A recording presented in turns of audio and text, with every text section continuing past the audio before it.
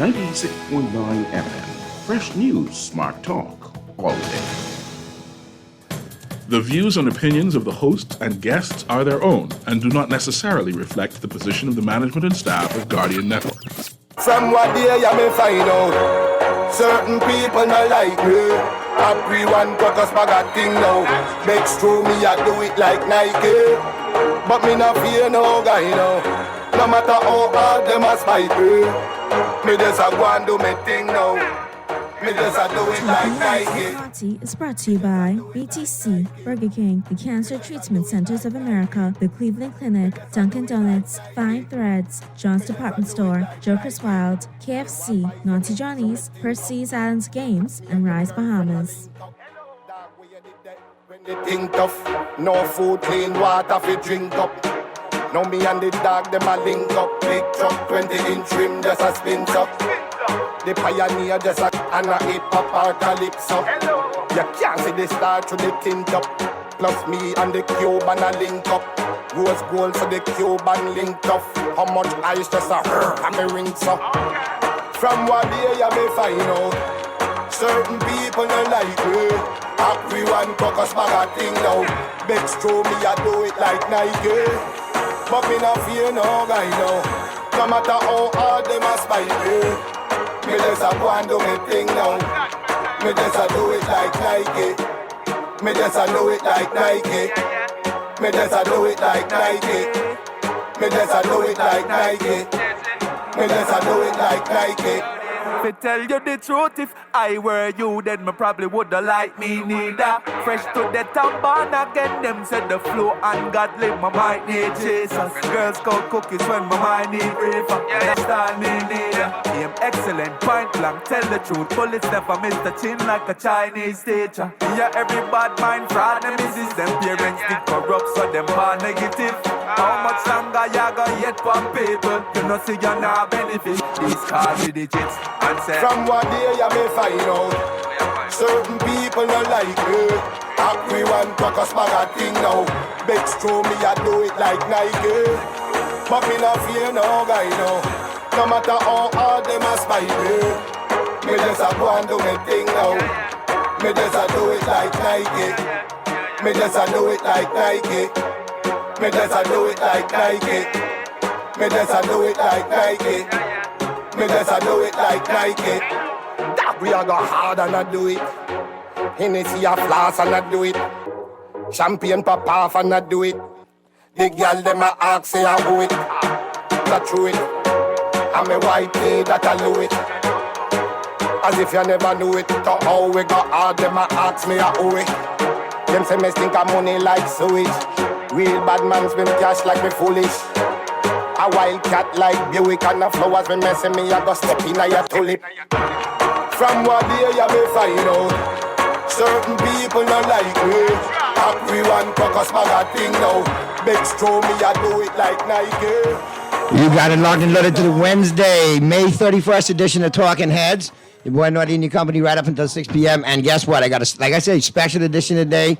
All of y'all been blowing me up. Listen, I told you last week, I told you Wednesday the 31st, I got Mr. Pintard here, the leader of the opposition, His Majesty's official opposition, the leader of the FNM, Mr. Michael Pintard. I told you he's going to be here, and we're going to talk the budget, because I figure the only person who can give me a straight answer on the budget from what I said is Mr. Pintard. He doesn't really misspeak too often, you know what I mean? And he gets a few to invoke, misspeaking from time to time, but I figure I could get a straight answer off the budget from, Mr. Pintard. So I want to welcome you here. Glad to have you here. Hopefully this is like the second time. So hopefully, we continue being able to get together and have a conversation. I appreciate the invitation, my brother. I look forward to the discussion. Awesome. And first and foremost, you and yours doing well? Yes, sir. Yeah, just spoke to the family a little while ago. So my daughter is now 10. There you go. And every time I'm leaving home, she asks, "When are you back home, Daddy?" That's the boss. She told me before the last general election, she says, I really hope you lose so you could be home more often. Now that's when she probably can tell you, I hope you've been to save the country from my generation and the next generation. So, hey, it is what it is. It's nothing, out of the mouths of babes, come words of wisdom. They keep you grounded. Exactly. Now, just before we get into the conversation, you know how to chime in here in New Providence, 323-6232, 325-4316, 325-4259. Anywhere in the Family Islands, Grand Bahama and the Family Islands, toll free 242-300-5720. That's 242-300-5720. Text lines powered by BTC 422-GR96. That's 422-4796. Stream us live. Take us wherever you want to go. GuardianTalkRadio.com. That's GuardianTalkRadio.com. Cable channel 969, BTC Flow channel 612. That's how you get it in. That's how you get it on for fresh news, smart talk all day, right here on Guardian Radio 96.9 FM. All right. So, Mr. Pintard, let's cut right to the chase. The budget, my tax lines are blown up already. And let's be honest, a lot of people had a lot of anticipation about this big budget announcement. We've been hearing about it. We've been hearing the rumblings. We're seeing the smoke and mirrors, the propaganda, the promotion, all of it. Here we are today. And in my opinion, from what I've seen coming in and what I've taken in, the word that keeps coming up in my mind, lackluster. Nothing impressive. A lot of talk, a lot of pontification, but nothing visionary, nothing new.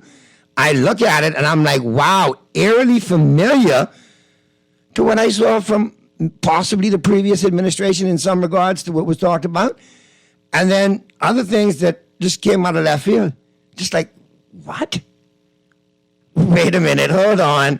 So obviously it had head scratching. So off the top of your, head and off the top of the show, please let us know your impression of the budget.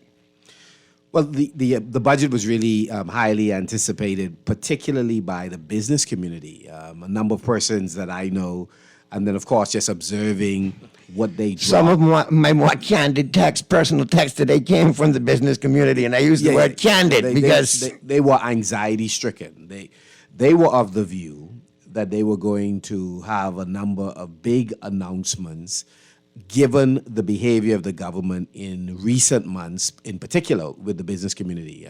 Bear in mind now, you had several stakeholder groups that felt as if that they were under duress as a result of the high-handed manner in which the government was pursuing revenue from them. And so for some of them, they are particularly concerned that the government is likely to continue the same pattern of behavior, being extremely aggressive, failing to consult sufficiently in advance on key matters.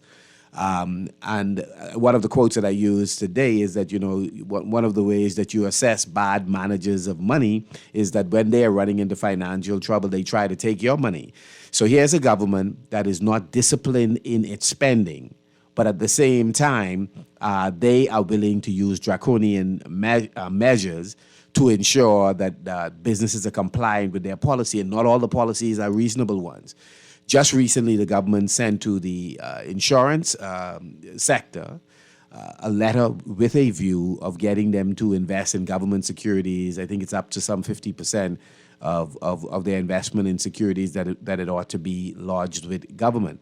So initially, when I saw the letter, to be quite honest, I thought it was a bit of a hoax, because I'm trying to figure out on what basis does a government entity approach a private sector group and try to influence them in the strategy that they are going to use in investing their money. So it didn't make sense to me. It still doesn't.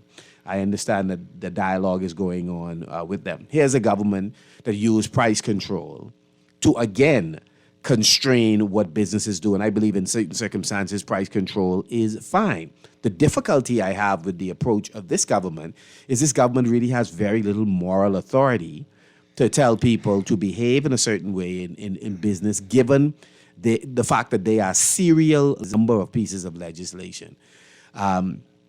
And so again, we've seen the high-handedness in terms of whether they're dealing with the pharmaceutical companies, the retail and wholesale food stores, and I mentioned already the insurance sector.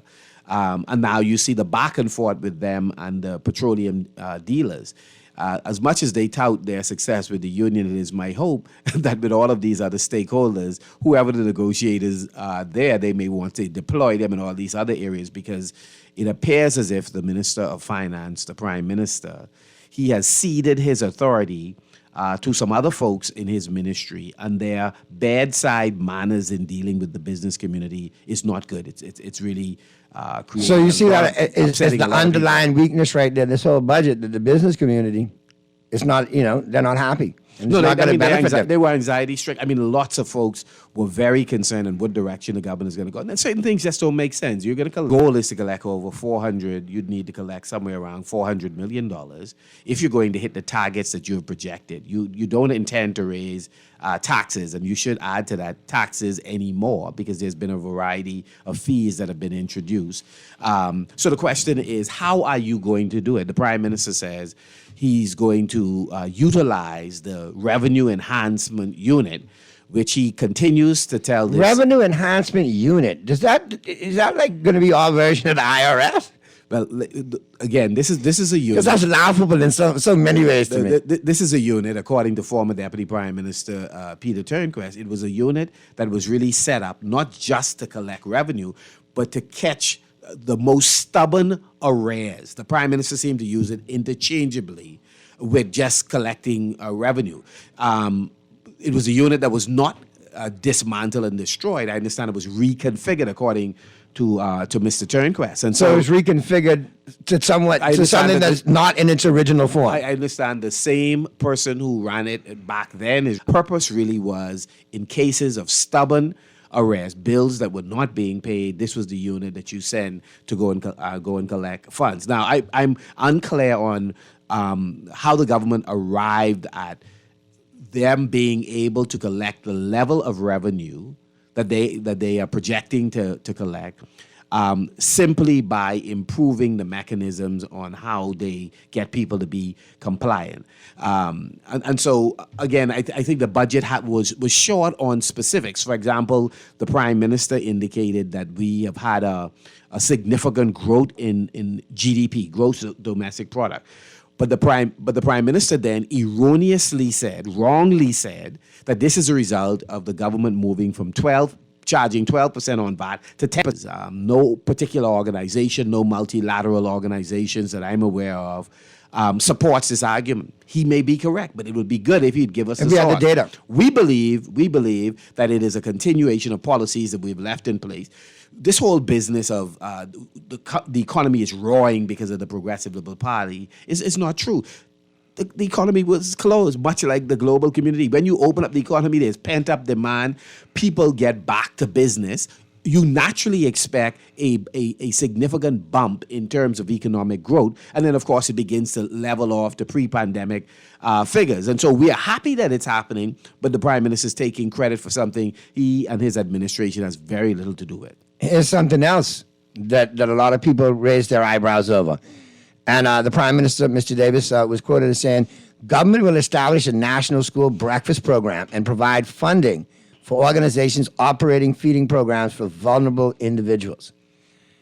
Okay, but didn't the previous administration have a breakfast program in place for the public schools? Well, let me put it this way. Public schools have historically had lunch programs and provided assistance to children who are vulnerable. I know in the campaign by the former F&M administration about providing this food program for Bahamians, which is So the idea is not brand new. No, there's nothing new about it. And let's be real, it is useful because there are still persons who are food insecure. Correct. But the average Bahamian wish opportunity so that they can work and generate the necessary resources for their family. So this whole business, when we were in and talking about it, as far as I'm concerned, that applies to a particular demographic. Most persons who you're trying to excite about the transformation of this economy are unmoved by that. And if that's your signature program, then your aspirations for the Bahamian people are pretty low.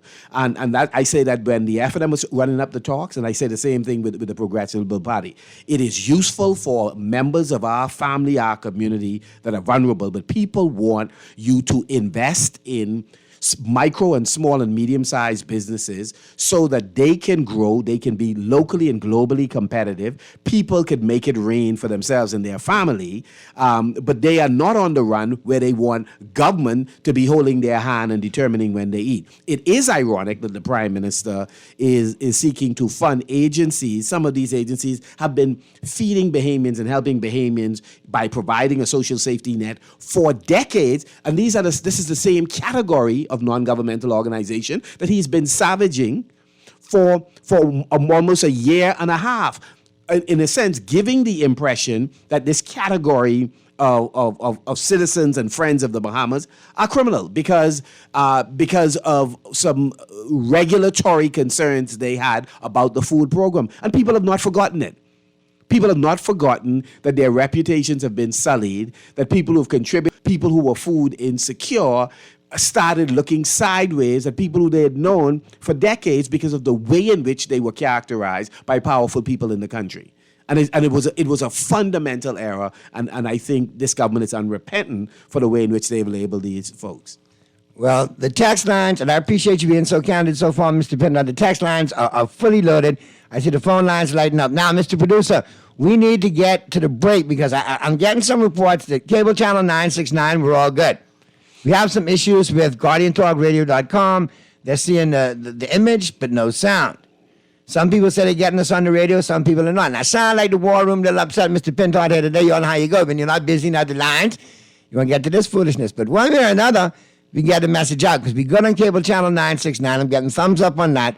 So let's do a quick check, and we'll be back right after the break, and we'll continue the conversation with the leader of His Majesty's Loyal Opposition, the leader of the FNM, Mr. Michael Pinto. Phone lines will be open. All right, text lines will be open. We'll get the questions in, and we'll continue our conversation about the budget, the much anticipated, the much ballyhooed, the much hoorah'd budget, where we're already at after it's been presented today. All right, we got a lot to talk about, and we'll continue the conversation after the break right here on the Wednesday, May 31st edition of Talking Heads, which continues right after this.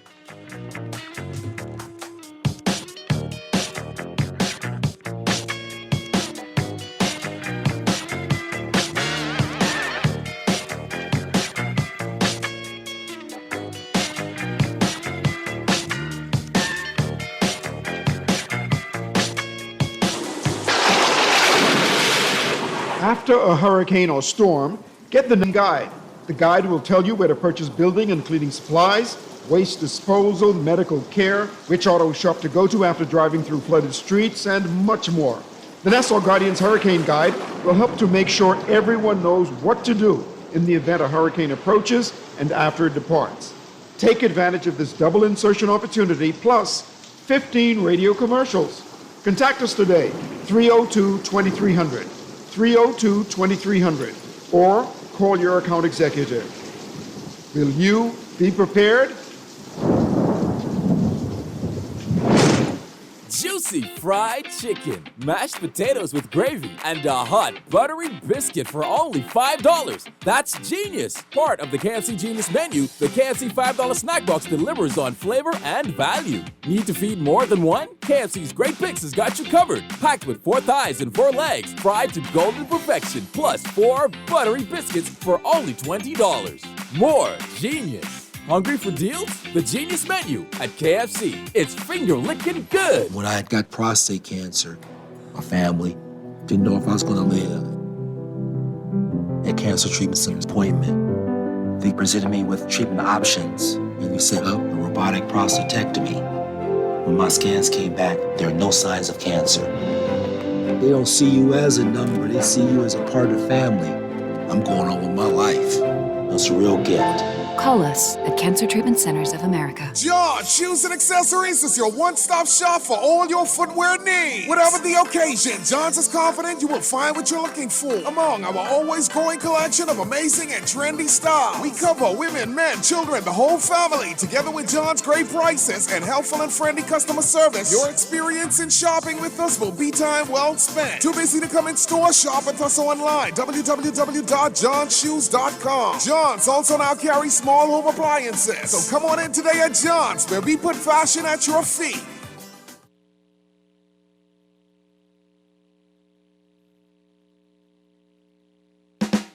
Play with Island Games. We making dreams come true. Play with Island Games. We paying more out to you. Don't mind the noise in the market. You getting cash in your pocket. 'Cause Island Games is spicy and spicy is tradition. So when you play Island Games, we putting Bahamians first. Guaranteed to pay. Island Games. We like them other jokers. We've been here from the start. From the bike to computer. Island Games. We gonna make your dreams come true. We playing with Island Games. Experience the pure deliciousness of Dunkin's Glazed Donut Breakfast Sandwich. This sweet and savory breakfast treat stacks a fluffy egg and smoked bacon, sandwiched inside a split classic Dunkin' Glazed Donut. Make it a combo with lightly seasoned hash browns and your favorite Dunkin' today. And take breakfast to a fun and tasty level with the Dunkin' Glazed Donut Breakfast Sandwich. The Bahamas runs on Dunkin'.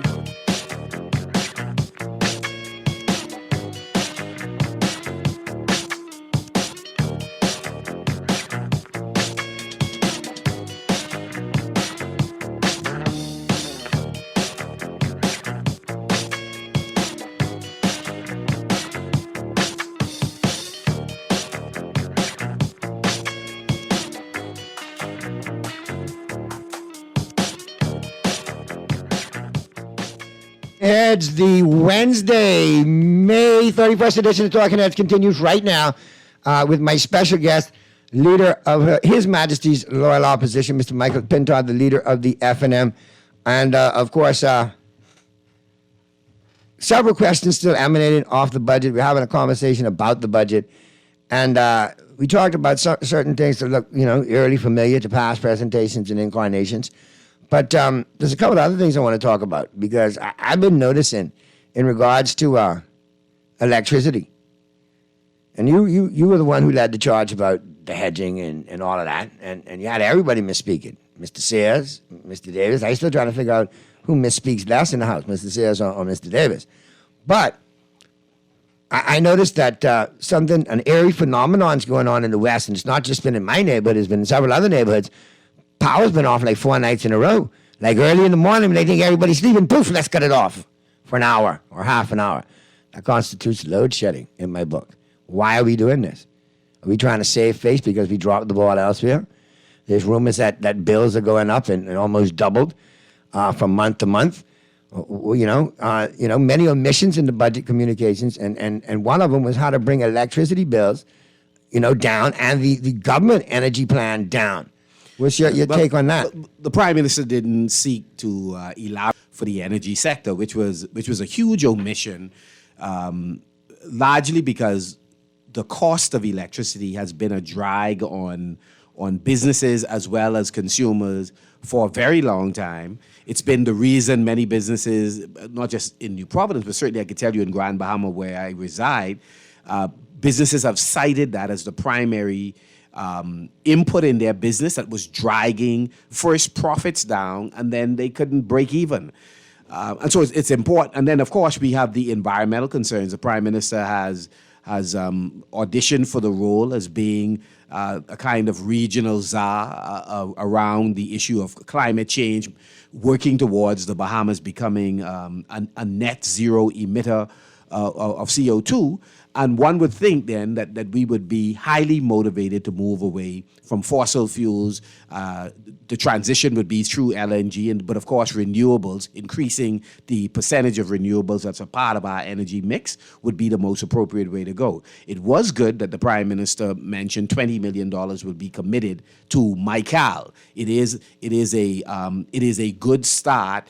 in terms of that particular jurisdiction, but that needs to be the approach, particularly in the Family Islands, as we work on in introducing a greater amount of renewables in both in Grand Bahama and in New Providence. But that is a candid discussion that the Prime Minister has to have, and he ought to be very concerned about or cautious about signing any agreements with any particular group, locking us into long-term deals around the provision of fossil fuel. We ought to be looking seriously at raising the money required so that we could retire our legacy debt. We are able to retool the workforce there, that we have sufficient money for whatever the necessary upgrades would be. And that is a part of why the rate reduction bond was something I regret that the FNM did not sign off on that when we were in government. And I thought this government, when it came in before interest rates became high that is something they should have looked at. And so this administration made a huge error with respect to the hedge program, and they missed an opportunity with the rate reduction bond. And that hedge program revealed that this government is not good at taking advice from opponents. They met a system in place that had already saved the country $21 to $25 million, was projected to save much more. And because of a failure to take advice, the Minister Sayers and the Prime Minister, they decided that they would kill the program. It's cost us over $100 million because of that massive mistake that they made. And what made it worse wasn't just the failure to take advice, is then the repeated untruths that were told by particularly Minister Sayers. And of course, he pointed out that the Prime Minister was aware, and the Prime Minister made the decision. So both of them were twins on this matter. Fingers pointed at each other on this one. And at the end of the day, we still suffer because electricity is still going up. Well, the fuel charge as a result of the failure, Naughty, the fuel charge went up by 163%. So the way that translates in electricity costs is that if you're a vulnerable Bahamian, your bills is going up, but middle-class Bahamians and small businesses, electricity charge is going up in excess of 50% as a result of that huge error.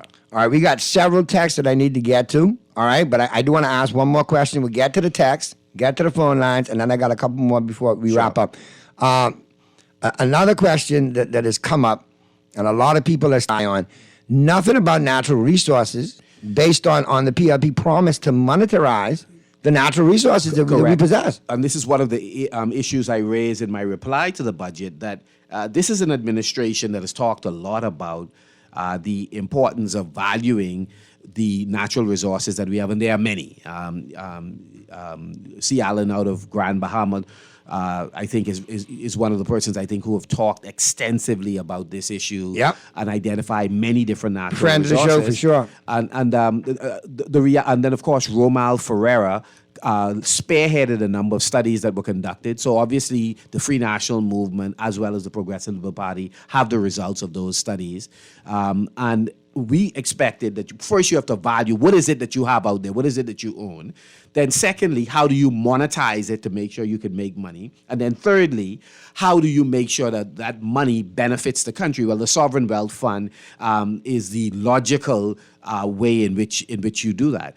And in this budget, one would have expected, since the Prime Minister, in collaboration, introducing carbon credits to the global community, that this would have been a good time for him to talk about the other natural resources and how Bahamians can benefit. And then he could dispel the propaganda that's out there that he and his colleagues or those that he designate are the beneficiaries. He could have clarified that point. But failure to do that unfortunately raises a bunch of chatter that cannot be healthy for government officials, and for others who are working on serious projects as it relates to monetizing our natural resources. And so I think the Prime Minister missed an opportunity relative to natural resources, and it is my hope that his advisors and those who speak for the government would talk to the Bahamian people, because people want to know how are their resources being used and how will they benefit now and their children in the future. All right, let's go to the phone lines real quick. Mr. Producer, let's get this call. And Talking Heads, Guardian Radio 96.9 FM. Who's this? And a very special good evening to you, Marty. Boy, how did I have a feeling this was you, Sparky? I just knew you was waiting in the bank, you bucket Because mouth. you know you have a special guest on. Okay, so, and now I have a special caller. Go ahead. What you got? And I must say to a special gentleman, good morning, Mr. Leader of the Opposition. Good to hear you, my brother. I mean, you hooked one time ago on Steve McKinney show. I wouldn't say hook. Naughty, I must say one thing. I voted for the FNF once in my life. I've gone through all of them from Finland straight to Brave. I must say, in 1992, the Bahamian people, the majority of the Bahamian people had enough of the Penton regime and his cronies. A lot of PLPs voted against the PLP in the 92 election. A lot of PLPs just voted Penton out, and they went back to being PLPs. Some left to go to the FNM, and they stayed to the FNM. Some left the FNM and went to the DNA. We've been through many changes in the history of the Bahamas, but I was always a PLP. I grew up a young man in the Valley in the Valley area. And if you're in the Valley area, it was Perry Christie or nothing. You know that everybody knows the history of the Valley. That was, once you're in the Valley, you had to be a PLP to get it out of assembly. You had to be Perry Christie. And after his 40 years, that he had to go too. But I must say one thing. The FNM did the only party ever victimized me. And then again, that's the only party ever made sure that I had farmland. I've been asking for farmland from Finland was there, never got 1 foot. So all this talking, you used to be on the radio every day making me think the PLP give you farmland, is the FNM will give you farmland, Sparky? No. Let me tell you something. I'm about to say something that everybody should know. Mr. Michael Pintard made sure that I had farmland because he promised me, he said, Sparky, before I leave being Minister of Agriculture, I would see what I could do for you. The FNM tried to shut my mouth up by giving me 6 acres of farmland in North Andros. I never been to North Andros in that way. Everything I invested, I was born in Chippenham, New Providence, Bahamas. My mother and father and grandparents on both sides were born in New Providence. You giving me 6 acres of land in Andros, where I got to pay $80 one way and $80 back, with no house, no car, no nothing in Andros. How can I watch a tomato grow when Andros people get tea fairy tea? It's Mr. Pintard who got you fixed up, in Sparkyville now. So that I had 2 acres in New Providence. I must say thank you to him. He made sure that happened before the election. I got my land on the 15th of September 2021. The day before election, they called me in to sign. Thank you, Mr. Pintard. There you go. And Sparky, let me tell you, he's bragging on that, Mr. Pintard. he might not, I think he come clean today and that everybody knew got him straight, you know what I mean? But boy, he's making people think it's the PLP for the longest on this show. Sparky, shame on you, but I'm glad you're straight, man. Good to hear you, my brother. He's quite the character, man. Regular caller to the show. All right, we got a couple of questions that... There's a category of old school Bahamians who speak their mind and they don't fear. Into that club. I respect that. I can tell you that. All right, here we go. Let me look at this real quick because we got a couple and I want to get them in order. All right, Naughty. The Prime Minister defended his aggressive policy on collecting tax revenues as being fair. To that end, how many public work projects has his government allowed to be secured via a transparent public bidding process? If you're not being disingenuous, bidding public works would be the ultimate evidence of fair play. Nothing else would need to be said verbally. Powerful point, and whenever you've gone through the text, I'd like to mention our concern about the Procurement Act. Yeah, okay, no problem. We'll hold that for the end. Here's another one. What line items, Naughty, can you ask Mr. Pintard, what line items, if any, in the budget speak directly with crime and violence? Has the Prime Minister been able to lay out any clear strategic plan of action for violence against women? He should have not left such a priority item to one of his lay ministers. The Prime Minister already appears to have a deal with BAF for carbon credits. $20 million is spitting in the face of the people of Michael. The people in Inagua alone deserve to have their school that this New Day government stopped and promised. Yeah, so in terms of the... And Inagua needs some mosquito repellent too, by the videos that I've been seeing too. Naughty, in terms of the line item with respect to health, well, we'll get into the details of the budget over the next couple of days. But we have a very serious concern in terms of how the government is going about funding a number of the initiatives that they're talking about, whether it is airports, whether it's some of the infrastructural work. We believe that this government is challenged financially, Naughty, despite all of the Prime Minister and his colleagues talking about how good things are. Their behavior suggests acts of desperation is necessary for them to get funds. They seem to be struggling financially.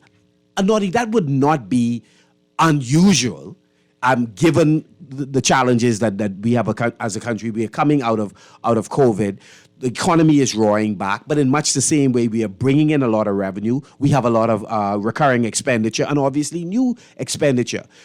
But we don't know the full story because this is not a government that is committed to transparency and accountability. So as it relates to the health budget, we are unclear in Grand Bahama how they are going to go about funding. And notice that the Prime Minister didn't say hospital, he says health facility. Grand Bahama does not need don't need another souped up RAN. We need a hospital. And from what I'm understanding, Grand Bahama needs a hospital. And you know my in-laws are in Grand Bahama. Afternoon, my mother-in-law, I love you. Listen, and the rest of my family too. They need an accessible new hospital in Freeport, in Grand Bahama. It can be way out and not accessible. I mean, what if you don't have a ride? Well, I mean, there's sufficient land right in Freeport proper. Correct. So, I mean, so land would not be an issue in the Freeport area.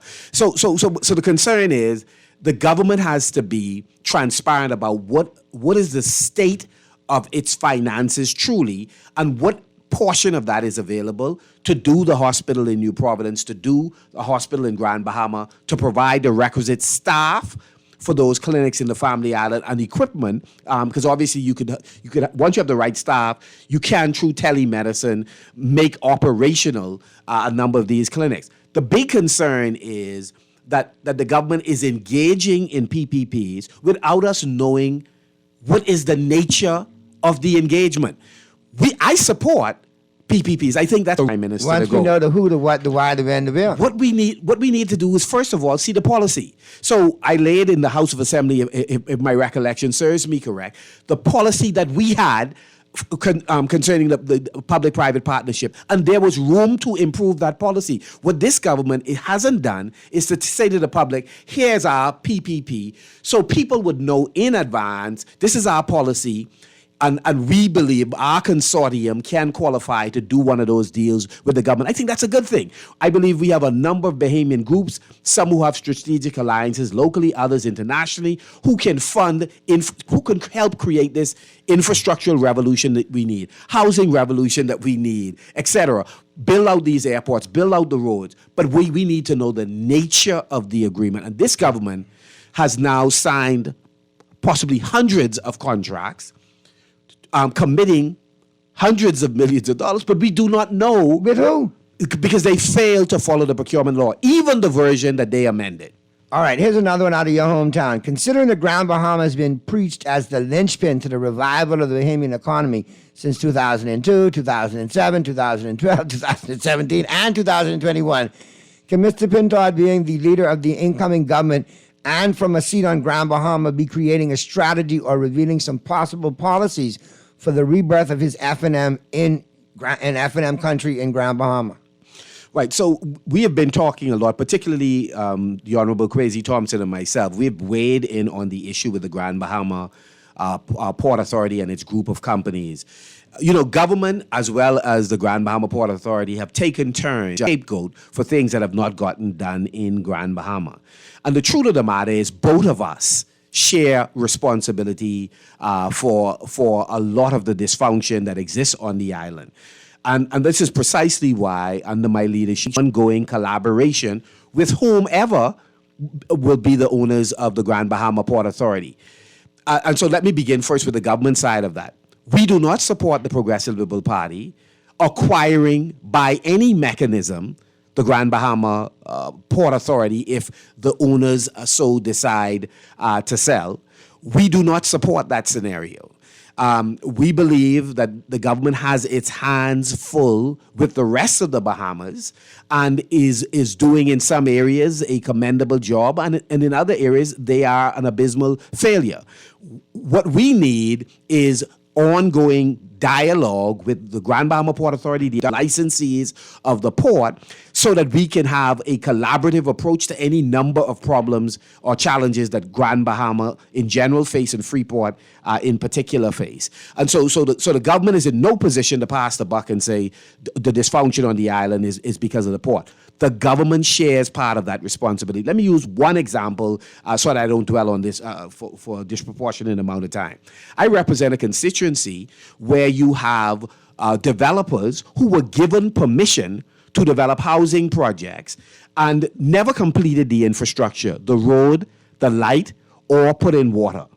The Grand Bahama Port Authority and group of companies share a responsibility for passing inspections, permitting occupancy certificates, and leaving persons in an adverse state. But similarly, the government who folks are voting for similarly share responsibility for decades and not intervene. And so there has to be a shared responsibility in fixing some of the dysfunction in Grand Bahama. And I would only say I think I have a decent relationship with both families that own the port. When PLP isn't making sense, Bahamians don't play with them. They out. When F&M ain't making sense, F&M stay home. In the minds of the public, they stay home. So we cannot have a scenario then where you have a company that occupies a privileged position by virtue of being a regulatory agency as well as it generates revenue from its ownership stake. And if they have hit a malaise that they can't get out of, a funk that they are unable to attract the requisite joint venture partners, or if their pockets are not deep enough, or they are unwilling to spend the resources they have to maintain the infrastructure and further develop the city, there is no reason an island should be held hostage under that scenario. And so we have to now work in eliminating the Hawksbill Creek Agreement, as it sounded like the Prime Minister suggested, but looking at the players who are involved. All right, I got a couple of texts for you, and I think a couple you could just answer real quick. Sure, because, no problems. Right, no problems. Straightforward. Naughty, just curious, is the TCC requirement by Customs for business to bring in stuff applied across the board? They seized my goods on Friday past until I bring a TCC. I know I have to pay taxes, but what I want to know is this clampdown across the board? Does this apply to just a small man or to the big man as well? It should apply to all. If somebody from Customs should call it, I'm sure they're listening. Naughty, can you ask Mr. Pintard if a business license bill was tabled in the House today? I do not recall a business license bill. I do not recall. But one of my colleagues who's listening, please double check the package and let me know. Naughty, no government will let the citizen benefit from the natural resources. So it's committed I disagree. to. All right, well, there you go. I disagree. Listen. Quite candidly, I believe there are persons on both sides of the political divide who love this country as much as anybody else out there. But the reality is, we need those persons running things, and so, in my view, I think there's a need for a generational shift in leadership at this juncture. And I'm hoping to make sure that we do that in the national politics as we're doing it internally in the party. Here's another one for you. Has the Speaker made a ruling on the powers of the PAC as of yet? The Speaker has not made a ruling. The reality is the PAC has the authority to call government officials. Ryan Pinder, who is an unelected official, has interfered with the work of the PAC, and he could have only done it because the Prime Minister authorized him to do it, but he has no power. The former Speaker, Halston Moultrie, made a ruling. That is the ruling that governs the PAC. So we are resuming summoning persons to come. Next week, we are summoning persons from the Consumer Protection Commission. We had an opportunity for more than a little over 2 hours to interview Rock Morris. on yesterday. He provided information concerning his concerns over the rental of a building from, he believed, a PLP General at a rate that is substantially higher than the rate that they could have gotten a building for. So we are doing the investigation to confirm whether or not what Mr. Morris has said is accurate, and we're now calling for the chairman of that board as well as the owner of that building. So the summons should have gone out, or certainly will be going out this week, to make sure that they're in place next Tuesday. We intend to be very assertive with the public account by really an attorney general that is rogue. I mean, just recently in the House of Assembly, he made statements about a case before the court, giving erroneous information and further prejudicing the case against the defendant. So he is acting rogue, and again, the Prime Minister has to call him in, have to talk to him, so that he governs himself with decorum. Okay, we got to get to the news, but can we go over for a couple of minutes? Perfect. I got to talk to you about NIV on the flip side of the break. We got a couple of more texts to answer. I appreciate your time. Great first hour. Everybody who texted in and chimed in, callers, I appreciate your patience. When we get to the final segment, I'll shorten it. I would let you talk to Mr. Pinto just as much as every texter wants to get that text in, but I appreciate the response. I appreciate the candid answers. And we just had an update. That bill was tabled today. Okay. It did come out in the notes that the business license bill was tabled today. All right, so we'll get to the break. We'll get to the news flip side of the break. We'll be right back at you with my special guest, leader of His Majesty's loyal opposition, Mr. Michael Pinto, leader of the FNM, on after this.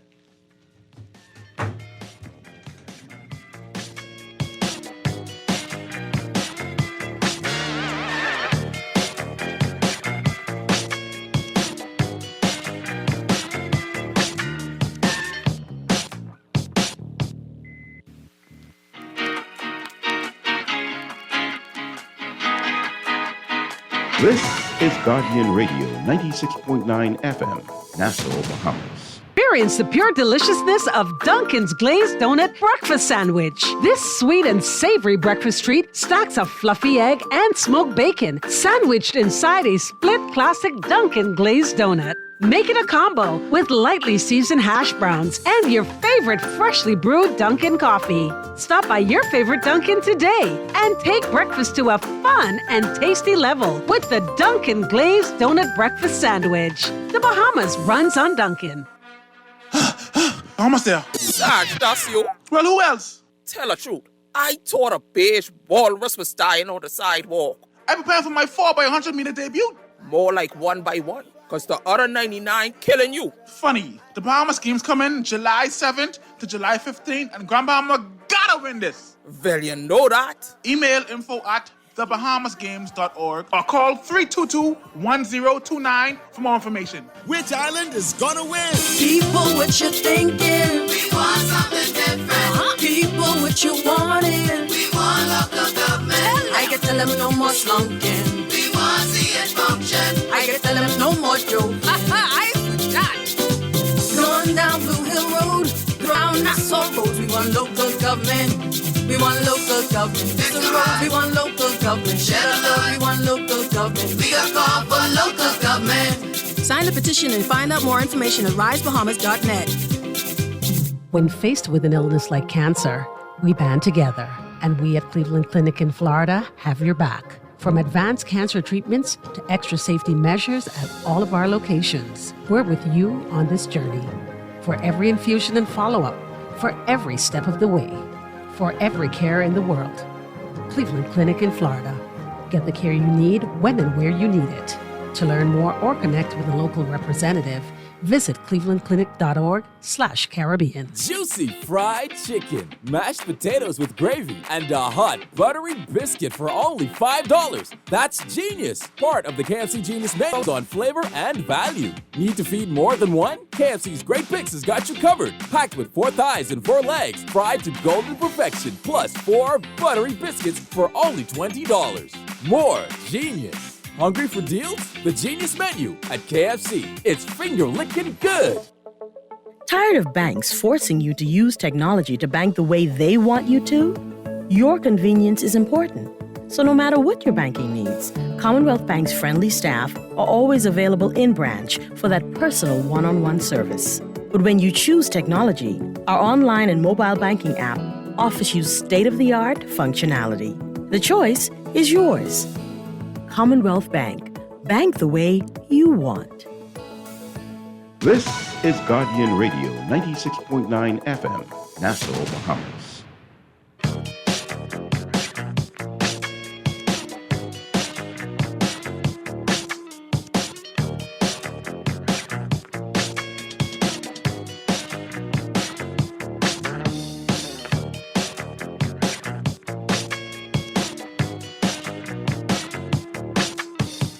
The Wednesday, May 31st edition of Talking Heads. My special guest, leader of His Majesty's Law and Opposition, Mr. Michael Pintard, leader of the FNM. Brothers, we'll get you in, all right, because we're going to do a portion of the 5 o'clock hour with Mr. Pintard, because I know he has some other engagements.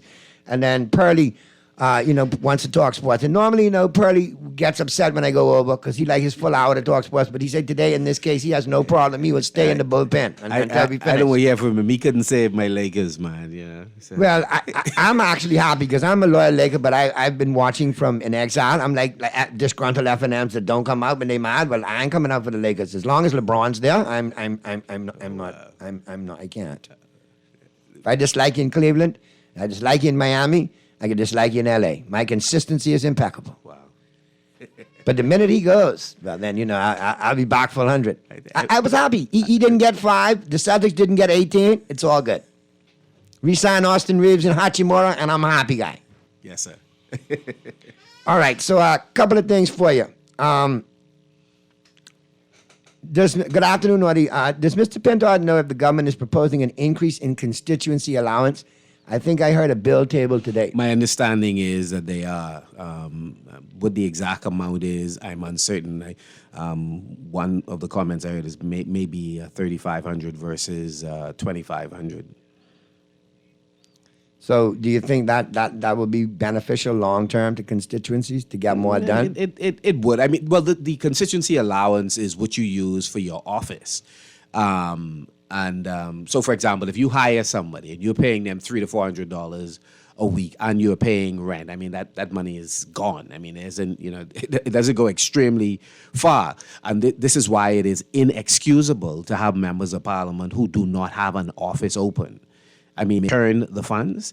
And similarly, I understand that there's likely to be an increase in the capital grant that is also made available to constituencies. And one of the things I've said to chairpersons of different FNM associations, that if you have a member of parliament who is not sharing the information with you on how they spend the $100,000 capital grant, that's a non-starter. All of us are obligated to make known any. People should be able to request how are you spending the funds, and especially if you're an FNM, Donnie, because you have to turn that in to the Ministry of Finance. So you're giving it to a PLP government, you must be able to give it to FNMs. And so it's important, whether it's a constituency allowance or the capital grant, we should be transparent with the people who are working for us, because most of the people who are helping us, they're volunteering, and so we should be open. All right, I got another text for you. The brilliance in air quotes, of PM Davis, King's Counsel, after taxing the Bahamian public for every conceivable penny in his first 2 years as Prime Minister, he offers some relief with the proclamation. All right, let me find it now. Okay, yeah. The proclamation of no new taxes. It reminds me of an old Russian saying, when you skin your enemies, leave some skin to grow back so that you can skin them again. No, people are still reeling from the way in which they have been dealt with, by certain members of the government as it relates to insurance, again, as it relates to price control with food stores, retail, wholesale. So that announcement that was dead on arrival, that may have relieved the valve, because some people were anxious listening to the discussion. But people have bigger issues. They want to know, how could we improve the ease of doing business? Do not hold me hostage, but don't hold me hostage for it. Right? When we were in, we made it absolutely clear when colleagues got together that we have to be careful how we make make somebody responsible for the collection of fees in another ministry, because you don't know what the complication is why somebody has not paid NIB. There could be a legitimate reason why there is an issue on that occasion. But if you're holding up somebody being able to do business elsewhere in government for something that they may not have been responsible for, maybe they paid and the receipt hasn't been found. So we have to be careful. If we do not improve the ease of doing business, capital will continue to flee to Cayman, to Turks Island, and elsewhere. We have to make it easier for Bahamians to do business and for foreigners who wish to invest in the Bahamas to do business. This business of having to give the same information to every ministry you go for, instead of moving with greater sense of urgency in e-government, ensuring that your data could get in. It's controlled so that there's limited access to it by persons in the system, but you don't have to keep submitting. That's important. Coming to the Bahamas and opening a bank account, or as a business person opening a bank account, it is ridiculous how long it takes. And we no longer need to hear from ministers of the government who are complaining as if they are activists. You're not activists, you're in cabinet. Use the strength of your position in cabinet and move the process along. The opposition leader seems concerned how the budget affects the business community more than the general public. Please ask him his position on how it affects the general public. I spoke to that in terms of BPL. We have just increased the fuel charge, big government, by 163%, resulting in anywhere from 35, close to 100% increase for the ordinary Bahamian and small business persons. Bear in mind, micro and small businesses is your Bahamian people. Most of us are on the hustle. Most Bahamians right now are running some type of business in the informal or formal sector, and so BPL is a perfect example. When the price of food goes up, again, that's a negative impact. So the government can remove taxes that permit the import of items and the price goes down, so that the retailer or the wholesaler is not passing on this extra cost to the consumer. That's a good thing. So we were prepared to sit with the government, work with them to find creative ways to reduce businesses passing on costs to the consumer, which raises their stress level and so on. So I'm especially concerned about the consumer. I represent Marco City. On the road in Marco City, they say, we look out for residents on a consistent basis. Naughty, everything was positive, and they aim to balance the budget next year ambitiously. So, you need to let it play out, like you always say. Can Minister Pintard please let the PM know that that the edges of broken conch shells if they give gas retailers an increase in margin? The current situation is untenable and combustible. We should take on that. In fact, my understanding is that there is a proposal that has been answered by the distributors, and that they are waiting on the government to answer. When I spoke about this last week in the House, my understanding is that several weeks had passed and they were expecting the government to come back and say yay or nay. So I'm not sure what's holding the government up. The amount that was recommended sounded reasonable, but people were reluctant to share the actual documents. I don't know if that is the actual figure. The government should sit with them. Listen, Naughty, the government has to have a mature conversation with the public. Right. Some things can be tough for the public, but you have to have a conversation. But you can't keep pussyfooting around and not have a conversation. The Minister of State in the Prime Minister's office says that we are in the process of going insolvent in NIB. And the Prime Minister is saying, oh, no, we're going to hold on. Come on. Listen, both of you in the same office, you're in the same cabinet with some very smart Bahamians. Make a decision. And your take, you mentioned it just now, and I was going to get to it, but what's your take on the whole NIB situation? I mean, it's been playing out. And months ago, I said, listen, that should have been done. When it initially came up, it should have been done at 1.5%, being the top, that the deductions could be increased. But now, if you let it wait months, it's going to be a higher increment that comes out, and I'm afraid to know what they want to take out. The Prime Minister has all the actuarial studies in front of him. No doubt they have done comparisons between other jurisdictions to see what is the best practice. No doubt they've looked at the issue on whether or not you need to raise the age to have a longer time to build up the resources. So they have a menu of options that they could consider. Have a conversation with the population. This is a public that, in my view, will respond favorably if you lay all the facts on the table. But to say you're going to find a creative way, that's the Prime Minister's favorite phrase. He will find a creative way not to, you remember with BPL, he was saying, no, we do not, we cannot afford for persons to pay the pass-through charge coming from the international market. So he gave a subsidy, which at that time was illegal. That's how they got to lend BPL illegally all of this money. He needed to make a decision. You failed on the hedge. Let's come clean that we failed. We didn't take the advice. It cost us, but we cannot. We don't have enough money to continue to give BPL so that you avoid paying the surcharge. And now I've had some people reach out to me and say, "Naughty, my bill has doubled from month to month. From April to May, it's doubled." Over the 13-month period, it's going to increase for some people close to 100. And now we're dealing That's with the Alfred says as well. I mean, Prime Minister Davis surcharge on your bill. I mean, that's what the reality is. As the New Day government outlines its budget priorities for the upcoming fiscal year, the country would like to know how their past initiatives, like the reduction of VAT, but the increase on VAT on breadbasket items and medications, and the introduction of many other taxes, has helped the average working man, whom they claim to have helped with the increase in minimum wage. So again, I mentioned at the top of the show, the Prime Minister says a movement from 12% to 10% has resulted in the growth in GDP. We have seen no data, no source that corroborates his story, right? The economy reopened, business has come roaring back, using the same fundamentals that they met in place. But the breadbasket item is something the Prime Minister can affect families right now. He can take VAT of breadbasket items, medication. It's going to provide some relief. The relief he provided with moving the minimum wage so that it's closer to a livable wage was now eaten up by the inflationary cost on food, the breadbasket item VAT, the BPL bill. The Prime Minister is due now to do something else. Take VAT of breadbasket item, medicines, make sure it's not associated with school fees. And at the end of the day, the public will believe that, you're serious. You're really serious about helping people. There's another one for you. Naughty, the public health approach to violence is not in the budget. CARICOM and the UN and the FNM has been saying this is the way to go. But where is it in the budget? Again, that's a matter we'll be happy to raise during the debate.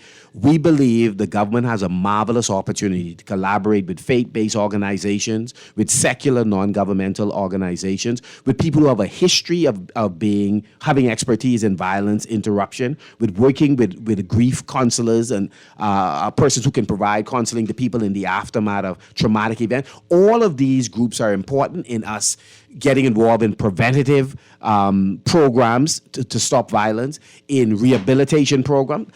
This government needs to collaborate more with people who are willing to help. Now, I'm a huge proponent of youth sports and youth programs, not even just sports, but youth programs as well, for those who are not athletically inclined but are obviously brilliant in other areas. And in the arts and in culture. Now, nothing mentioned about, for sports programs, nothing for youth programs in sports. We have a floundering youth basketball program. It was illustrious years ago. You had mini, super mini, you had 10, 8U, 10U, 12U, you had junior, you had senior, gone, disappeared. Yeah, so thank God for other things that are trying to get the youngsters involved, but at the end of the day, basketball screams, we need a program in place. We have the youth to maximize it and upkeep it for years. Because it's a revolving door. Well, every age group goes up, and basketball is a lot easier, more affordable to play than some of the other sporting disciplines. Agreed. So the Prime Minister mentioned the Youth Cadet program as one of the options. So it is good that they are looking at these kinds of programs to intervene. We have a lot of young people who are pretty idle, right? And especially the age group from about 16 to 29. Remember, in school, we have a captive audience. Everybody who's running a program want to go to the captive audience. But we have those folks who are no longer attached after they graduate.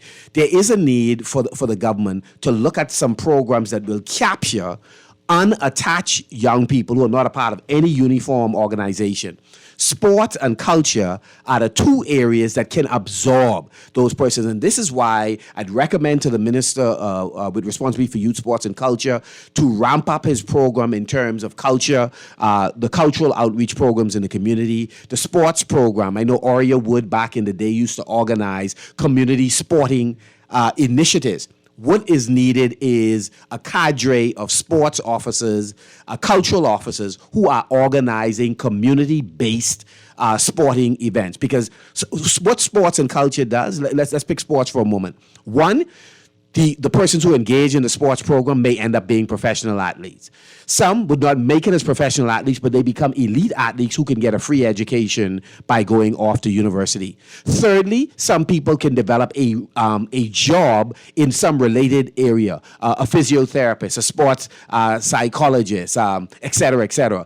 The other thing sports does is it builds camaraderie, which is invaluable. And the other thing it does is it helps people develop character. So on a multiple levels, sports sits on several pillars that are transformative for the country. So I support an increased subvention to Ministry of Youth, Sports, and Culture because I believe culture is the glue that holds the country together, which is why the Prime Minister needs to increase the subvention going to cultural federations and, of course, the Junkanoo. I mean, the Junkanoo have a proven commodity. And we when we do carnival, I'm mad at nobody for doing carnival. I just ain't carrying my child out there to watch no brother in the back of somebody doing something he could be doing home. But we are appropriating somebody else's culture. But nobody could outdo us being us. And ain't nobody as good as us doing Junkanoo. And we have to create an appetite in the international community for ourselves. Yeah, and sell it. A great place, and I'll put it out there now. And if you see the idea messed up, you know who teeth the idea messed it up. But I think Junkanoo always had a place at the Rose Bowl Parade, Macy's Day Parade, especially the Rose Bowl. Can you imagine what Junkanooers do with the roses at the Rose Bowl Parade? Can you imagine what they could create? They could do with Junkanoo Commandos and Colors and all these groups that are traveling internationally. That's what I'm saying. What we need to do is create an appetite for things Bahamian because nobody can satisfy that appetite. And they will come. Like us. And so building a Junkanoo arena where we don't have to necessarily be on Bay Street. We could go in an arena, monetize it. So, and this is what I believe some of the leaders would want to have. We should build the multi-purpose Junkanoo shacks so that when people come in, they can come and see costumes created, see drums, see bells, see whistles created. They could go into a small amphitheater and see performances on a stage for 75 or 100 people in the room. Go store with Junkanoo products. Correct. This is what we had an approval in cabinet to pop off with Junkanoo, multi-purpose Junkanoo shack. We need to get back to that basic and work with every group. They have their own land, put up their own shack, and make that paper. There's another one for you. Mr. Pintard, you spoke at my high school graduation about 15 years ago, and it's inspiring to see how far you have come. If you become the leader of our country, I want you to remember to stay accountable to the Bahamian people. A major turnoff for me and my peer group regarding the previous F&M administration and leadership was the way several ministers would brush off important questions by the media. They are our voice and should be respected and should be heard. Shannon Dawn Cartwright, Dwayne Sands, our entire leadership team, the Ellsworth Johnson, Safed, we recognize we work for you all. That's the bottom line. So this is a privilege to be lending my voice to represent persons in Marco City. I work for them. And so I try to keep that in mind. It keeps you grounded, to keep your feet on the ground, and you stay humble. First of all, Bahamians are not enamored by people who think they're special in any event.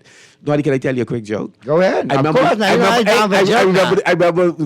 think it was the Houston Rockets. They came to the Bahamas, and they tiptoed into the airport. Like they tried to duck people. Like they couldn't tiptoe. The store was 7 foot. Akeem was 7 foot. I mean, come on. So one porter say, hey, what you all sneaking through this airport for? But in the Bahamas, we don't mob nobody. Plus, all us is Lakers anyways. So we don't. If there's one way Bahamians resemble God, we are no respecter of person. So it is important for policymakers to be humble in the execution of their job and realize who we work for. So a couple of things now. I'm just scanning to make sure. We got any callers want to chime in? We're going to get ready to wrap with Mr. Pintard. And I do appreciate Mr. Pintard. I know you got a busy schedule. I got one coming in, and I promised this text I would ask this question. And I don't know why you so up in arms, but I can go ahead and ask. My shoulder's broad. I can handle it. It involves the coronation and the discussion. And this person is a regular in the chat groups. And I am too. And to an extent, I was like, look, it's actual, within the region, all of the leaders of the opposition have been invited to the coronation because they are His Majesty's loyal opposition. That's why they need to be there. It's part of it's not a hookup.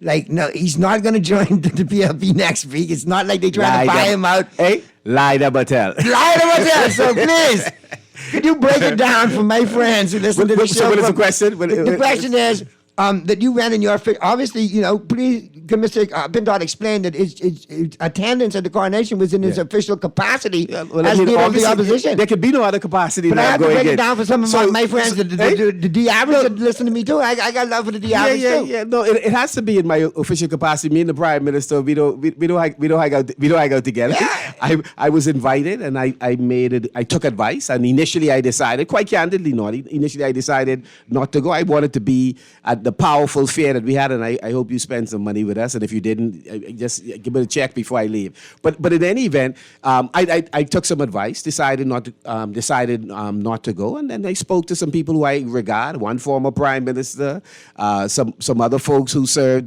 previously in cabinet, and then some of the persons with whom I work, including the leadership team. And they said, listen, you have an obligation to go in your capacity, and I went. I don't have any regrets about going. But here's an interesting thing. So I'm not a monarchist. I believe the Bahamas. I believe the Bahamas is mature enough that we ought to have a candid conversation with the population about us having a head of state that's a Bahamian. I think right.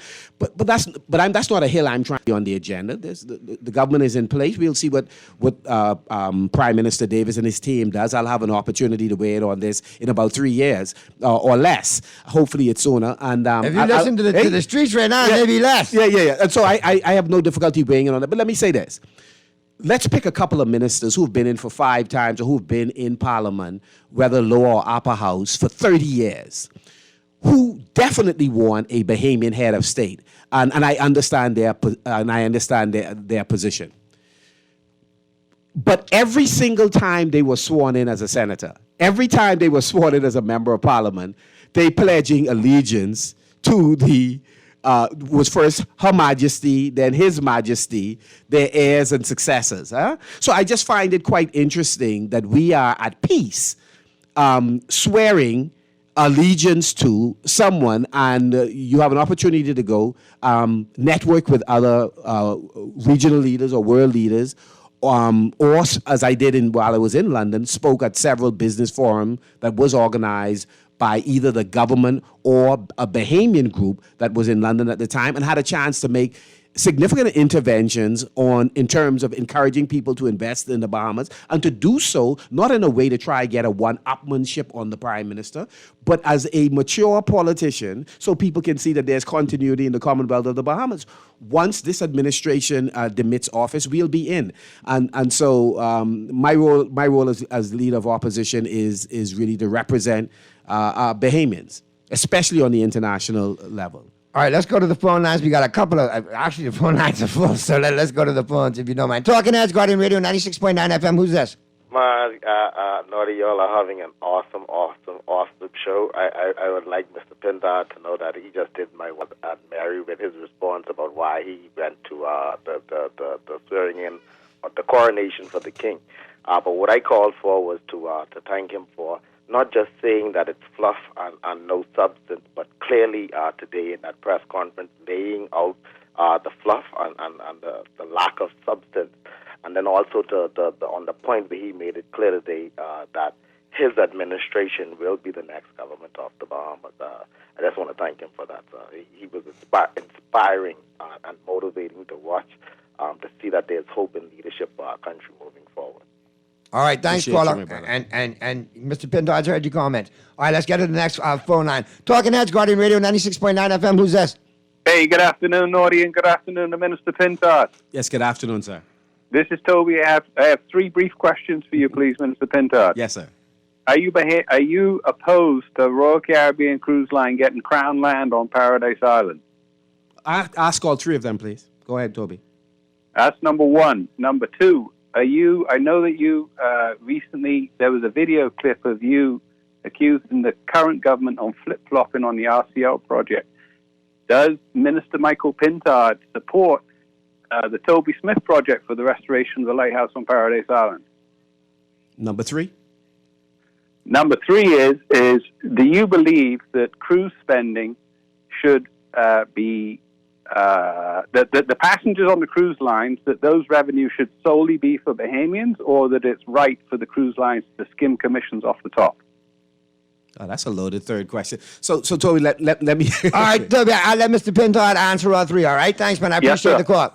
Thank you very much. Yeah, I had an opportunity to be introduced to Toby's project when I was Minister of Culture for that short period of time, 1 year. And I think it's a wonderful project. It has huge potential, tourism, and so I support the project. I wish, Toby, let me just so I could say it clear, I wish it would be a larger project, meaning that you should seek to get some additional strategic partners. I do not believe. I think that the project, I believe it's a $2 million, if I remember correctly. I think you ought to amplify the opportunity to use that particular location to do something even larger than what you have initially envisioned, and that you should have the project packaged in a way, and you should shop it so that you could bring in some strategic alliances who are bringing both money and additional ideas for the project. So the short answer is yes, but I do believe the project ought to be bigger for that prime real estate. Secondly, I can't say I have a fundamental disagreement with RCL having a project there. I don't believe it should be a project that squeezes out a Bahamian, and that in RCL setting up there, all of those items that Bahamians can have ownership, they should. So, for example, that we should own the water sports. There are ways that some companies are now, in a roundabout way, still are carving out areas that have historically been reserved for Bahamians. I believe, as the law says, 40%, a minimum of 40% of all food that is purchased by them has to come from a Bahamian producer. And if Crown Land is going to be a part of that inventory, the government should go ahead and ensure that equity position that Bahamians have doesn't reside with the government, but the government, through a public offering, should allow Bahamians to invest in that project. So Toby, no, I have no difficulty with the two projects coexisting, but I do not believe the Bahamians should be disadvantaged. And the Prime Minister did, in fact, take objection with RCL having the project, and of course the length of time that the contract was for, the lease was for. But I learned about the length of the lease at the same time he mentioned it in the House of Assembly. But the bottom line is, I fundamentally don't have a problem with a cruise line having shares in a port. But wherever possible, we should make sure there's Bahamian ownership. So all those concessions around there, they should be owned by Bahamians. Bahamians should have a stake. Oh, without question. I think it should be a non-negotiable. If a Bahamians don't have a stake, then that should be dead on arrival. What about, and Carter, I'm coming to you right now. What about enhancing the tourism product, giving them more options, not only during the daytime hours, but getting back to what we were famous for back in the day with the casino shows, the casino tours, a nightlife? Do you think that we should invest in that moving forward, considering with the Newport, the old Bay Street is not going to be, what is Bay Street now becomes the old Bay Street. So similar to Fremont Street in Las Vegas, which was the old strip, when the new strip came along, they reinvented that Fremont Strip. You mean you're saying to breathe life in that Bay corridor, Street, that pavilion in the port itself? In the port and on I have no difficulty with that. However, I don't know what the process is the government used in terms of determining who owned the stores there. And I'm mad at no Bahamians for eating.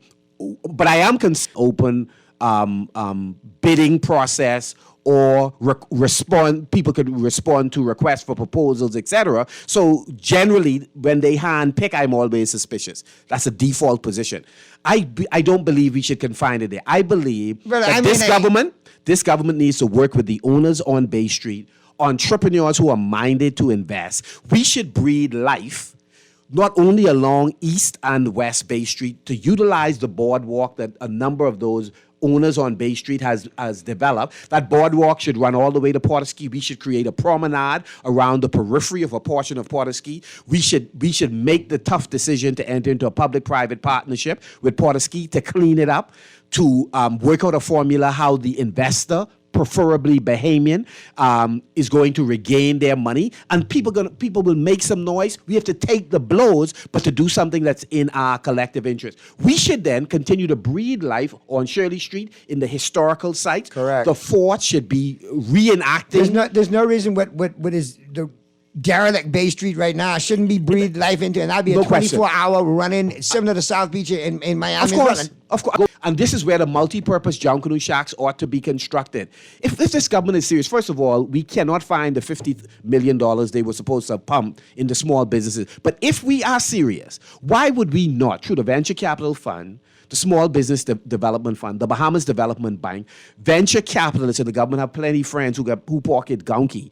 Why can we not make resources available as long as there is an appropriate business plan for the development of multi-purpose John Canoe Shack to breathe life into these shacks all along the Fort Hill, all the way as far as Nassau Street, all these jungle groups that can put brilliance on Bay Street? Surely we must be able to empower them, workshop them, and empower them. And you take business opportunities all the way through the over the hill community. So when we talk about over the hill revitalization, it can't just be the static environment. It has to be empowering the people who will see it is in their collective interest to pump the money back into the area. Right. And so that is something that we ought to be about. And unfortunately, we haven't done a good job up to this point. Let's get to the phone lines again. Talking Heads, Guardian Radio 96.9 FM. Who's this? Talking Heads. All right, you can call us back. I know you might have been holding for a minute there, so if you do want to call back, try get it in before we wrap things up. And we're about to wrap things up. Mr. Pintard, I appreciate you going the extra time. Here's that call. Let's grab this real quick. Talking Heads, Guardian Radio 96.9 FM. Who's this?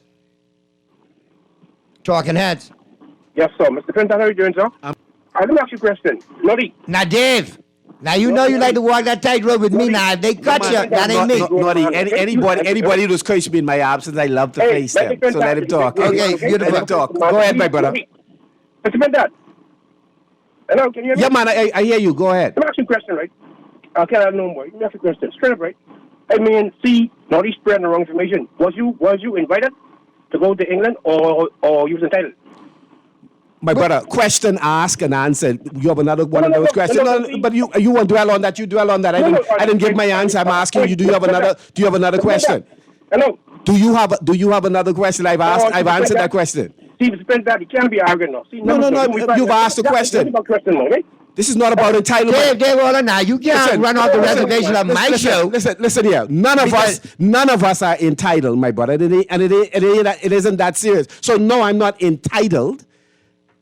I was invited and I accepted. Now, if you got an issue with that, Dave, you need to go to Mr. Davis and take it up with him. But obviously, the invitation was extended in the capacity, and that's why I made it clear earlier. And I didn't want to call names for my D-average friends, but thank you for allowing me to see that the D is not for Dave, it's for D-average. But it was in his capacity as the leader of His Majesty's loyal opposition. Noddy, let's get. And how many others from the region went in that same capacity? But let's get to the substance of the matter. Having gone, I still believe it is important for us to always give an account for what is we believe to be the return on investment anytime any of us travel on behalf of the Bahamas people. That's just the reality. So it don't make a difference. Because I went, I believe that that's important, and I have no difficulties in asking for, and it has not in the slightest way muzzle me about asking the question about whether or not delegations going anywhere is too large, whether each person on a trip when prime ministers or ministers travel, is everybody suited for the particular objective of the trip that they have gone on. And the simple metric I use, Noddy, is if a prime minister shows up to a meeting and the bulk of the people there are ministers, that's a good indication that his minister should have gone. And if a minister shows up at a meeting and everybody who's there is probably a permanent secretary or a director or a technical staff member, it's a good indication that they should have gone. So fitly ask about when we send away delegations, and the size does matter. It does, especially when you have Bermuda Gate and the entourage have been down there, and there's still no clear answer as to have we been paid our money back for that trip or not. Why don't I ask those kind of questions, Dave? I got this one here. Naughty, great show. Listen, tell Dave, Captain Crab, the Mr. Pintard's invitation said by royal command. Nail band story end. Tell Dave talk about how many contracts him and Leslie Miller allegedly have. We want to hear them. How many you all got and for how much? You know, but I don't mind talking to people, even people who lie on you on when they drop their paid voice notes. But I don't have a problem with that, you know. I mean, as a soldier, so, I know you so we can have them kinds of conversations. That's what I keep telling people. You got some good street cred too. You can hang either way, man. You can hang in the penthouse or down in the outhouse. It's all good. Yeah. Let's get this other call, Mr. Producer. You got this other call here, or is this Captain Crowd calling back? Talking Heads, Guardian Radio 96.9 FM. Who's so this? Naughty, why they coming on, Naughty, just before they comment, one of the things the gentleman who called a moment ago said, which was an absolute lie. The young lady who accused a public official of assaulting her, I never ever met with her. And I heard Leslie Miller and this same fella tell that lie on a voice note. It never happened. And so don't try bring me into that discussion. She didn't need any coaching. She brought matters to the police. Had nothing to do with me. If I saw the lady, I wouldn't know who she is. There you go. Talking Heads, Guardian Radio 96.9 FM. Who's this? Hey, what's going on? Right there, buddy. I want to make a comment. Okay, they say they open up the Now, port, hold on a right? second. You okay after that other night with them Celtics? You all right? Yeah, man. All right, I just want to let you know. We ain't come to play. I'm here for you, man. I'm here for you. You still my man, boy. you know how I a die island. You know I a die Who's the Celtic guys in Lakers? We need that. Yeah. Yeah, but I want to say something to Mr. Pintard. I heard they opened up the port, right? It's officially open. What is going to happen to that eastern end? I mean, we talking, but it ain't look like it be no action. You mean the eastern end of Bay Street? Yeah. The deputy prime minister indicated that he's in discussions with owners of those properties on Bay Street and others who have a business interest in that general area all the way over on Shirley Street. And so it's my hope that they can come up with a development for that area. I don't know if you've been on the water side of Bay Street. They have built a very impressive boardwalk that they were trying, Naughty, to build from the 70s. It's fine. The bulk of it is completed. I believe the potential is real if we could get all the business owners and a group of investors in the room to look at a mixed-use development for Bay Street, which would include entertainment and night sports and galleries, heritage sites, and quite possibly on second, third, or fourth floor residential area. I believe we should change the law to permit buildings to be elevated higher than the present level that is permitted in law. So I hope the Deputy Prime Minister is able to drive this process. I spoke to one of the owners of that property last week who has an interest, but they seem not to have been able to decide what type of mixed use they are going to go with. You see, what I looking at, right? These people with these properties want to hold the government hostage. Because you know how you go. Yeah, well, I ain't into this, and you got to give me $2 million for this old breakdown building, and we're supposed to be demolished. So if the government do not take us hard on, that's what's going to happen. But again, if there is a good value proposition, these people, I believe that they would like to make money, though some of them couldn't spend what they have now. They've been abandoned for years, my brother.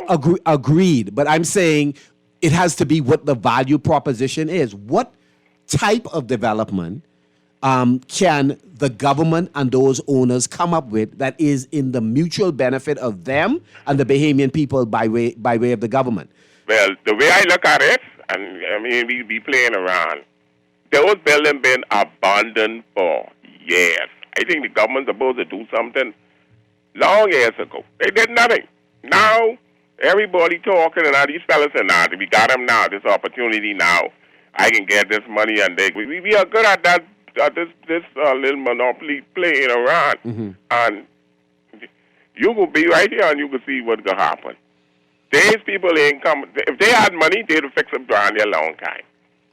You agree with me? No, I think if the government had money, but I can tell you the No, the owners own the building. The majority of the owners there, they are independently wealthy. Again, it's a question of what do you put in the buildings that will allow you to continue to generate revenue so that you could earn a profit. And so, I think that right now, Bay Street needs that same Nassau Paradise Island development group, that Ed Fields, that entire group need to sit with government, and we need to make a determination on what are the options, what type of mixed-use development that we're going to come up with. Well, I hope they come up with something fast, because I agree with you. You build this brand new port, costs all kind of money, and now you got these old derricks that building and things, but some of them need to be knocked down. Agreed. You see, we can get to a place. Let's get that part straight. Yeah. Then let's talk about over the hill afterwards. No, we got to do them simultaneously.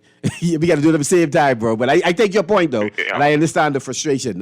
But we have to do the two at the same time. All right. But thanks very much. Boy, I tell you, this has been a very candid show. And listen, I just got to address this one right here. There's a couple more I just got to get into. Naughty, the PLP had little to no resistance for the first 25 consecutive years of majority rule. Despite some progress, they used it to polarize, victimize, and turning the Bahamas into a drug haven and a nation for sale. Any political entity that tried to change that status quo, beginning with the Ingram administration in '92, was embroiled in a to and fro with a regressive PLP, and that is the same situation as it is today. Things haven't really changed. I mean, do you see it that way, Mr. Pintard? I think it's Frederick Douglass who says power concedes nothing without demand. It never did and it never will. And listen, politics is figuratively hand-to-hand combat. So the reality is people who have power have no interest in relinquishing it.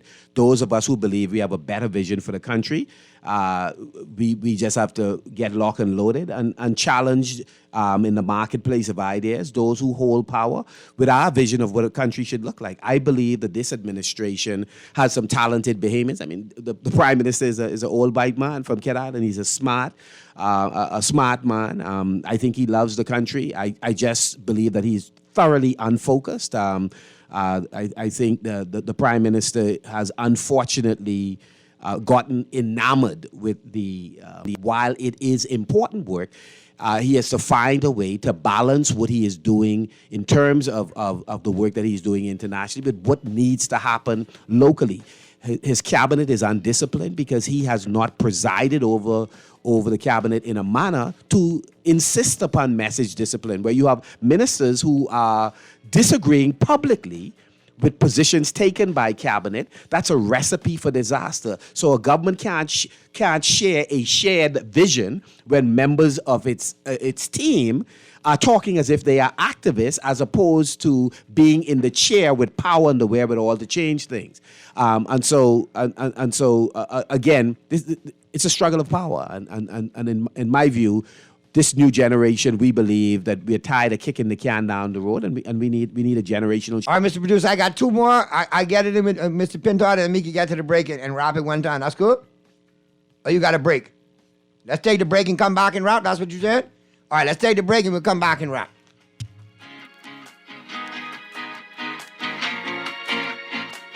Juicy fried chicken, mashed potatoes with gravy, and a hot buttery biscuit for only $5. That's genius! Part of the KFC Genius menu, the KFC $5 snack box delivers on flavor and value. Need to feed more than one? KFC's Great Picks has got you covered. Packed with 4 thighs and 4 legs, fried to golden perfection, plus 4 buttery biscuits for only $20. More genius! Hungry for deals? The Genius Menu at KFC. It's finger-licking good. Refined style with elegant taste. Then fine threads is your place. If you want those slacks hemmed or just taking the waist, then fine threads is your place. If you want to look suave and debonair everywhere you go, like you're supposed to be in a video.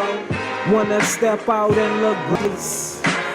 Refined style with elegant taste. Then fine threads is your place. Is your place. Is your place. John Shoes and Accessories is your one-stop shop for all your footwear needs. Whatever the occasion, John's is confident you will find what you're looking for among our always growing collection of amazing and trendy styles. We cover women, men, children, the whole family. Together with John's great prices and helpful and friendly customer service, your experience in shopping with us will be time well spent. Too busy to come in store? Shop with us online. www.johnshoes.com. John's also now carries small home appliances. So come on in today at John's, where we put fashion at your feet. Play with Island Games, we making dreams come true. Play with Island Games, we paying more out to you. Don't mind the noise in the market, you getting cash in your pocket. 'Cause Island Games is tradition. So when you play Island Games, we putting Bahamians first, guaranteed to pay. Island Games, we like them other jokers. We've been here from the start, from the bike to computer. Island Games, we gonna make your dreams come true. We playing with Island Games. The Commonwealth of the Bahamas National Independence Secretariat presenting a calendar of events. On June 7th, the Samailo Butler Community Dinner, Windsor Park, Wolf Road. It's free entry from 6 p.m. June 9th, the National Fashion and Art Show, Atlantis Paradise Island Resort. It's a ticketed event. On June 11th, the National Tea Party at Bahama. June 16th, National Rush Sip and Pace, Collins House. Entry is free starting at 6 p.m. June 18th, Independence Boat Show, RY Key to Fort Montague. It's free entry starting at 3 p.m. On June 25th, One God, One People National Gospel Concert, venue to be determined starting at 7 p.m. For ticket information, call 604-1020 or visit www.celebrate-bahamas.com. When I got prostate cancer, my family didn't know if I was going to live. At Cancer Treatment Centers of America, within days, I got an appointment. They presented me with treatment options, and we set up a robotic. When my scans came back, there are no signs of cancer. They don't see you as a number, they see you as a part of the family. I'm going on with my life. That's a real gift. Call us at Cancer Treatment Centers of America. Experience the pure deliciousness of Dunkin's Glazed Donut Breakfast Sandwich. This sweet and savory breakfast treat stacks a fluffy egg and smoked bacon, sandwiched inside a split classic Dunkin' Glazed Donut. Make it a combo with lightly seasoned hash browns and your favorite freshly brewed Dunkin' coffee. Stop by your favorite Dunkin' today and take breakfast to a fun and tasty level with the Dunkin' Glazed Donut Breakfast Sandwich. The Bahamas runs on Dunkin'. People, what you thinking? We want something different. People, what you wanting? We want local government. I can tell them no more slunking. We want see it function. I can tell them no more joke. I forgot. Going down Blue Hill Road, going down Village Road, going down Nassau Road. We want local government. We want local government. Mr. Road, we want local government. Shelter, we want local government. We got call for local government. Sign the petition and find out more information at risebahamas.net.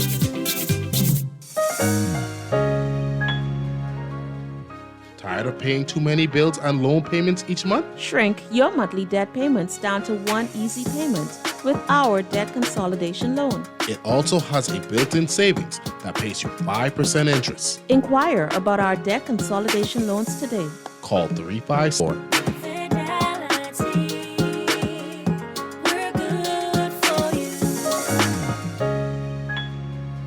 Naughty Johnny's restaurant can only be described as the experience you want to recreate again and again and again. Their motto is simple food done well. You're welcome into their home at Naughty Johnny's, where you can dine on crack conch fritters, and other Bahamian favorites. There's also an international flair that's guaranteed to offer something for everyone. Enjoy a good meal and listen to a live band on their patio Friday and Saturday nights, or brunch on Saturday and Sunday. Only at Naughty Johnny's restaurant in the Old Town Plaza, Old Fort. They're open 11 a.m. to 10 p.m. Monday through Thursday, 11 a.m. to 11 p.m. Friday, 10 a.m. to 11 p.m. on Saturday, and 10 a.m. to 10 p.m. on Sunday. Naughty Johnny's, well worth the trip.